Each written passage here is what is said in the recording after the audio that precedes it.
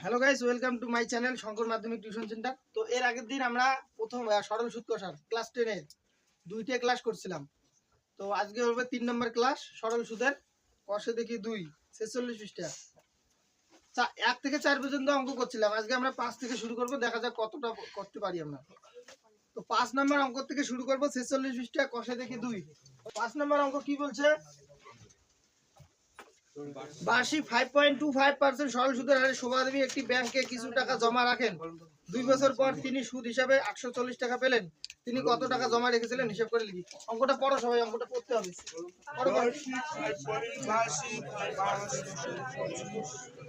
কে? শোভাদেবী। সুদের হার কত আছে? 5.25%। আর সময়টা কত আছে? 2 বছর। কি ভুলভাল কথা বলিস, সেই দিনও ভুলভাল বলছিস। সময় আছে 2 বছর। আর সুদ কত পাইছে? 840 টাকা। তাহলে তিনি কত টাকা জমা রেখেছেন? কার মান বের করতে হবে? পি এর মান বের করতে হবে। একটু দেখে শুনে কথা বল। 840 কে 8040 বলে দেখে শুনে কথা বল। তাহলে আমরা মান বসাবো। আর এর মান কত আছে? আর এর মান 5.25%। 25। হ্যাঁ 25%। হ্যাঁ। পি এর মান কত? পি এর মান 2 বছর। 2 বছর। আই এর মান কত আছে? 840। তাহলে আমরা কি জানি? ওই কথাটা লিখতে হবে। আমরা জানি কি বলা আছে? আর এর মান দেওয়া আছে 5.25।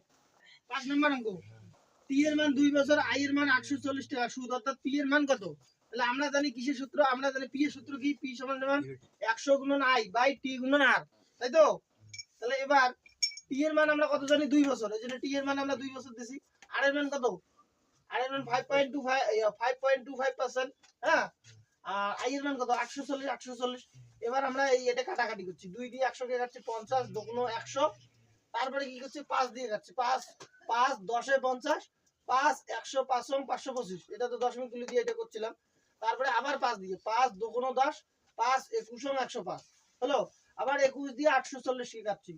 4 21 40 21 840, মানে 4 21 84 হয়। তারপরে এই শূন্যটা এখানে দিছি। এবার বাঁচলো কি কি? 100 বাঁচলো, 40 বাঁচলো, আর হলো 2। তাহলে এটা সম্পূর্ণটা গুণ করলে 8000 টাকা। তাহলে শোভাদেবী কোশ্চেনটা কি বলা আছে? যে শোভাদেবী কত টাকা জমা রেখেছিলেন। তাহলে লিখতে হবে যে শোভাদেবী 8000 টাকা জমা রেখেছিলেন। ঠিক আছে? কথা না। এবার দেখো 6 নম্বর অঙ্ক কি বলছে? গৌতম আর এর মান দেওয়া আছে 12%। ব্যাংক থেকে বার্ষিক মানে কি? বার্ষিক মানে 1 বছর। টি এর মান তাহলে কত হবে? 1 বছর। তাহলে বার্ষিক 12% মানে 12% সুদের হারে প্রত্যেক মাসে সুদ কত দিতে হয়? 378 টাকা। ওই যে 378 টাকা আছে না, ওই 378 টাকাকে 12 দিয়ে গুণ করতে হবে। এক মাসের সুদ হলো 378 টাকা। তাহলে 12 মাসের সুদ কত হবে? 378 গুণন 12, যেটা গুণফল বেরোবে সেটা হবে 1 বছরের সুদ। আর টি এর মানটা হবে 1, আর এর মানটা হবে 12। আর তারপরে আমাদের পি এর মানটা বের করতে হবে। আবি समझ में आया? চলো তাহলে আর এর মান কত? আর এর মান কত রে? 12%। টি এর মান কত? 1 বছর। এবারে আই এর মান দেওয়া আছে 300 কত? 378 টাকা মাসে। মাস দেওয়া আছে না? এক মাসে। তাহলে এক মাসে যদি 378 টাকা হয় তাহলে 12 মাসে কত? এটা গুণ করে নিতে হবে। আর পি এর মানটা আমাদের বের করতে হবে। 6 নাম্বার দাও। এই তো গেল। সরি, এটা 6 নাম্বার। হ্যাঁ দেখানো যায়? আমি বলতেছি শুনে নাও। আর এর মান 12%, টি এর মান 1 বছর, আই এর মান 378 টাকা প্রত্যেক মাসে। এক মাসে যদি 378 টাকা হয় তাহলে 12 মাসে কত? তাহলে 378 এর সঙ্গে 12 গুণ। আর পি এর মান কত? আমরা জানি পি সমান 100 গুণন আই বাই টি আর। এবারে আমরা এই সূত্রটা করব। পি সমান 100 গুণন আই এর মান কত? আই এর মান এটা গুণ আকারে রাখবো, গুণ করব না। 378 গুণন 12 বাই টি এর মান কত? টি এর মান 1 বছর গুণন আর এর মান কত? 12%। তাহলে এই 12 গেল। এবার 378 এর সঙ্গে 100 গুণ করলে বাস 378 দিলাম। কয়টা শূন্য? একটা দুইটা 37,800 টাকা গৌতম মুরগি খামার খোলার জন্য কি যেন একটা বলা আছে, কত টাকা নিয়েছিল? তাহলে লিখতে হবে যে গৌতম মুরগি খামার খোলার জন্য ব্যাংক থেকে 37,800 টাকা নিয়েছিল। এই হলো ব্যাপার। এটা লিখতে হবে। সুতরাং গৌতম মুরগি খামার খোলার জন্য ব্যাংক থেকে 37,800 টাকা নিয়েছিল। বুঝা গেল? কোনো সমস্যা? চলো পরের অঙ্ক। তাহলে 7 নম্বর অঙ্ক কি বলছে? 6% বার্ষিক 6% সরল সুদের হারে কোনো টাকা কত বছরে দ্বিগুণ হবে? তাই তো? কোনো টাকাটা আমরা জানি না। এবার টাকাটাকে যদি আমরা 100 ধরি, টাকাটাকে কত ধরলাম? 100। 7 নম্বর। ও এটা 7 নম্বর, এটা আমি ভুলে যাই কেন জানি। কোনো টাকাটাকে কত ধরলাম? 100। কোনো টাকা সুদের হার কত? 6% সরল সুদের হারে কত বছরে, এই যে এখানে প্রশ্নবোধক ছিল টি এর মান, কত বছরে দ্বিগুণ হবে? দ্বিগুণ মানে কি জিনিস জানেন? ডাবল হবে। যখন ডাবল হবে টাকাটা, তার মানে আই প্লাস পি। ডাবল 100 যদি 100 তাহলে এটা হবে 200। কি বোঝা গেছে কি জানেন? হ্যাঁ, এবার আরেকবার ভালো করে বলি দেন। কোনটা? ওই যে আই প্লাস পি। আই যে ইন্টারেস্ট, পি তে প্রিন্সিপাল, আর এটাকে সবৃদ্ধি মূল বলে, সুদ আসল বলে। বুঝা গেল? কোনো টাকাটাকে আমরা কি ধরছি? 100। কোনো টাকা 6% সুদ সরল সুদের হারে কত বছরে দ্বিগুণ হবে? দ্বিগুণ মানে ডাবল, এটা 200 হবে। তাহলে ডাবল যখন হবে তখন নিশ্চয় সুদ হওয়ার পরে ডাবল হবে, তাই তো? ওই জন্য সুদ এখানে, সুদ প্লাস আসল, তবেই তো ডাবল হলো, 200 হলো। তাহলে এবার পি এর মান যদি 100 হয়, ভালো করে বুঝো, পি এর মান যদি 100 হয়, আই প্লাস পি অর্থাৎ সুদ আসল যদি 200 হয়, তাহলে শুধু আই কত হবে দেখি বলো তো? 100 হবে, কারণ এই 200 থেকে 100 বিয়োগ করছে, তাই তো? তাহলে শুধু আই কত হবে? 100। এবারে 100টা কিভাবে বেরোলো? এই 200 থেকে 100 বিয়োগ করলাম, তাহলে 100 বেরোলো। তাহলে আমার পি এর মান বেরোলো 100, আই এর মান বেরোলো 100, টি এর মান নাই, আর এর মান 6। তাহলে আমরা কি জানি?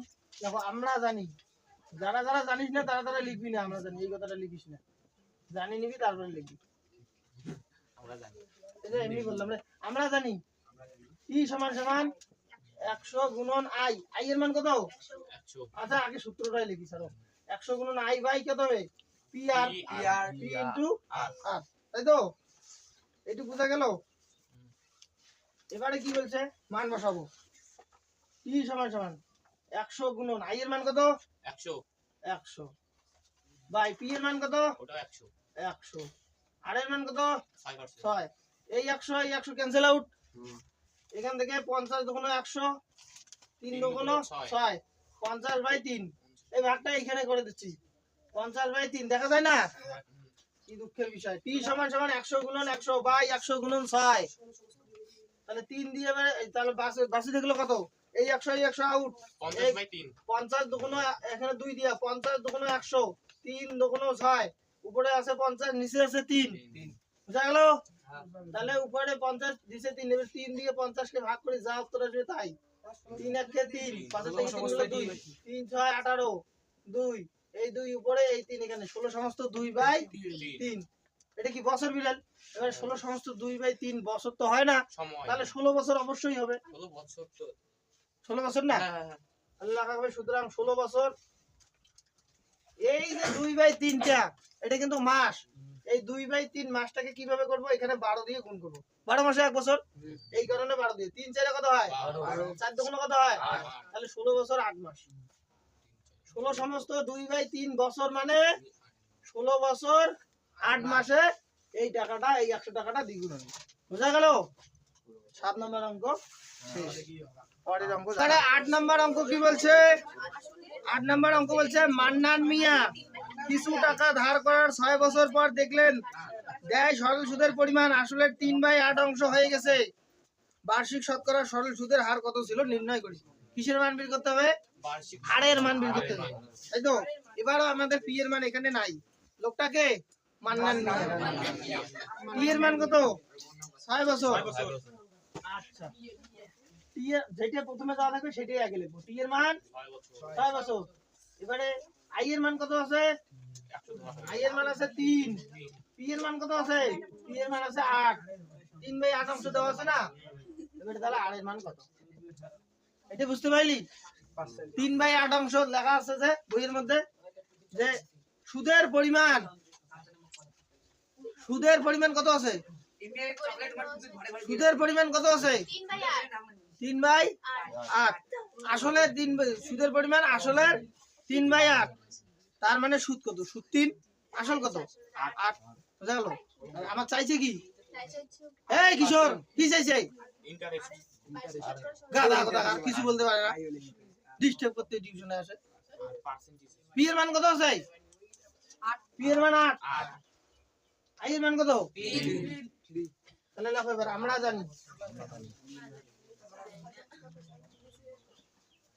জানি আর সমান সমান কি ভাই 100 গুণন I by T into PT P into T তাই তো একই ব্যাপার এই দিকে এবার করাচ্ছি আর আর সমান সমান 100 গুণন আই এর মান কত আছে রে 3 হ্যাঁ 3 3 বা 3 আর পি এর মান কত 8 এই সমস্যাটা কাটে দিই 8 গুণন 6 3 দোকানো 50 দোকানো 8 দিয়ে 50 যায় হ্যাঁ কত হয় 25 তাই এবারে 4 দিয়ে 25 কে ভাগ করলে যায় সমস্ত 1 বাই 4 হ্যাঁ 4 6 24 5 এর থেকে 4 গেলে 1 বাই 4 সমস্ত দিয়ে উত্তর আছে না সমস্ত দিয়ে তাহলে সমস্তই লাগাও 6 সমস্ত 1 বাই 4 পাচ্ছেন এটাই উত্তর 8 নাম্বার অঙ্ক খতম বুঝাইতে হবে না তাহলে 9 নাম্বার অঙ্কে কি বলা আছে যে দুই জায়গা থেকে টাকা তুলছে একটা হলো ব্যাংক থেকে একটা হলো সমিতি থেকে তা ব্যাংক থেকে যখন টাকা তোলে তখন ব্যাংকের সুদের হার নেয় 7.54% আর সমিতি থেকে যখন টাকা নেয় তখন সুদের হার কত 4%। আবার টাকা নেয় কত 5000 টাকা। এবার বলা আছে সে ব্যক্তি যদি ব্যাংক থেকে টাকা না নিয়ে যদি সমিতি থেকে টাকা নিত তাহলে তার সুদ মানে কত টাকা বাঁচতো তার মানে কত টাকা সাশ্রয় হতো তার মানে আমাদের অঙ্কটাকে দুইবার করতে হবে একবার হলো সমিতির থেকে করতে হবে আর এর মান তাহলে আমার দুইবার আর একবার হলো ব্যাংক থেকে করলে অবশ্যই টাকাটা বেশি হবে আর সমিতির থেকে টাকা মানে কম হবে ওটাও করবো এটাও করবো কোথা থেকে কত টাকা বাঁচে সেটাই আমাদের হবে উত্তর বুঝা গেল তাহলে চলো আগে আমরা কোনটা করবো ব্যাংক করবো না সমিতি করবো বলো হ্যাঁ হিসেবে আগে ব্যাংকটা করা দরকার না ব্যাংক আগে দেখো ব্যাংকের ক্ষেত্রে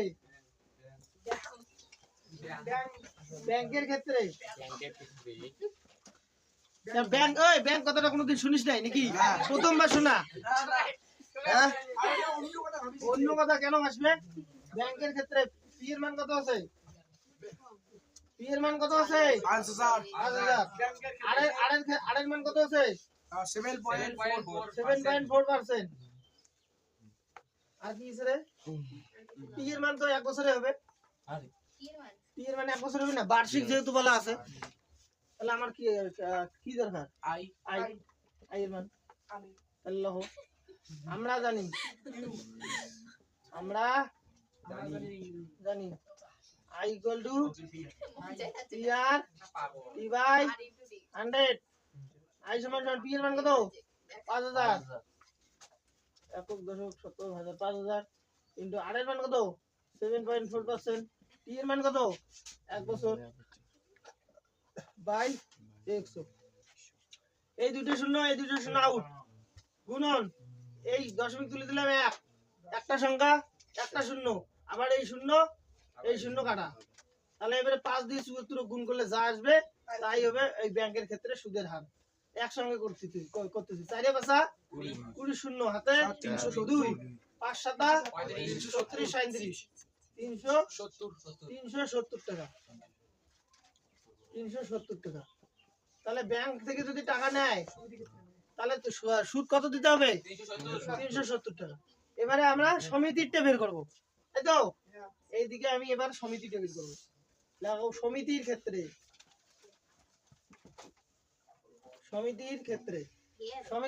পি এর মান কত হবে ওই 5000 এ হবে তাই তো আর এর মান এবার কত হবে 4% পি এর মান কত হবে 1 বছর আমরা জানি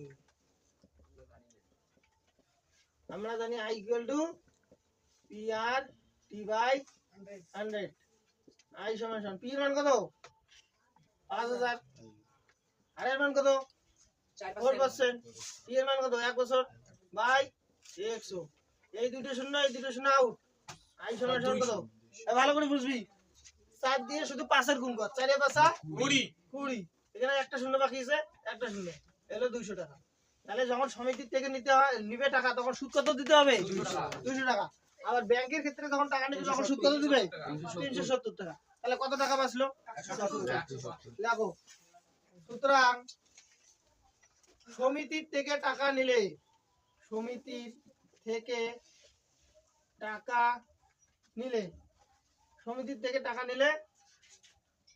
370 মাইনাস 200 সমান সমান কত হয়?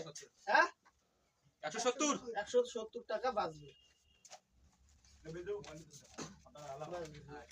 বোঝা গেল? এই হলো আমার 9 নাম্বার অঙ্ক।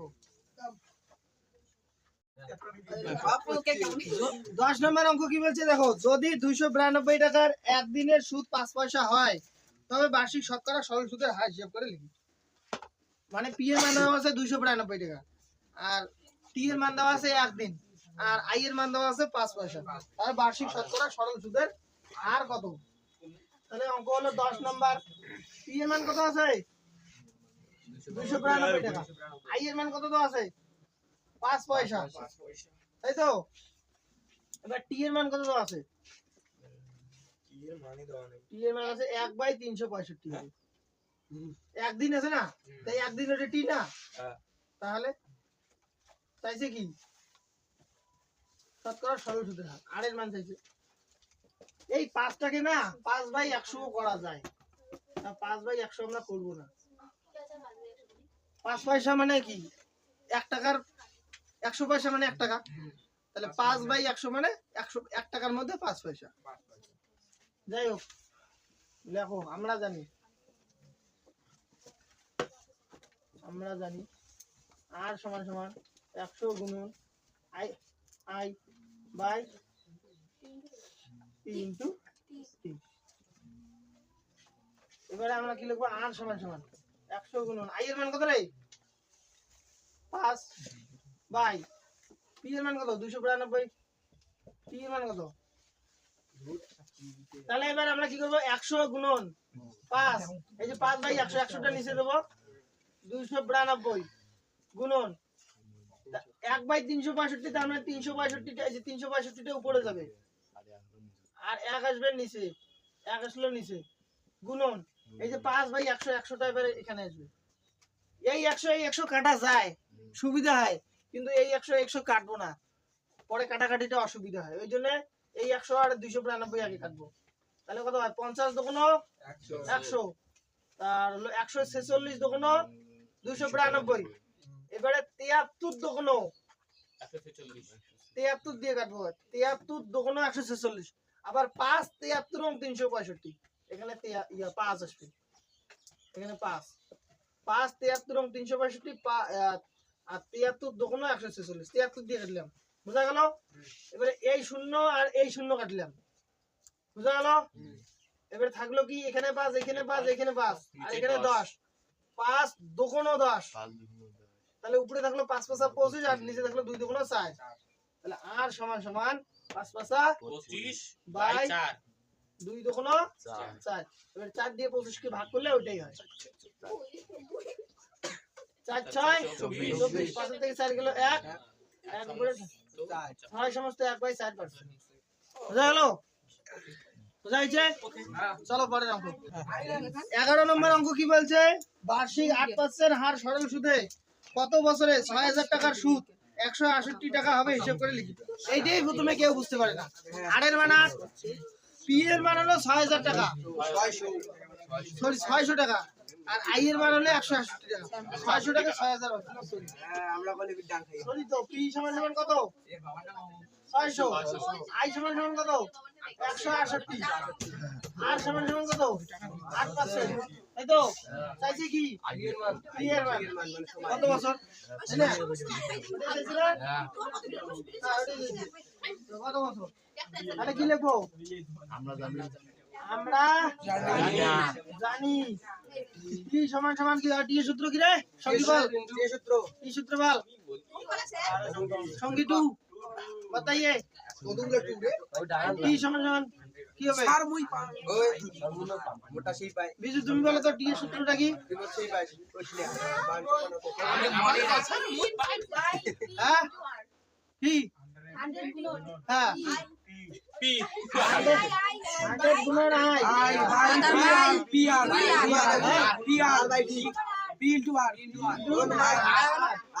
তাই তো টি সমান সমান 100 গুণন বস এর মান কত 168 ভাই টি এর মান কত 600 আর এর মান কত এই দুটো শূন্য খতম 6 দিয়ে মনে হয় 168 কে যায় না 8 দিয়ে যায় 8 দিয়ে যায় কত হয় 21 8 দুগুণ 16 আর 6 দিয়ে 21 কে তাহলে এবারে টি সমান সমান 21 হোক 6 দিয়ে ভাগ লাগাও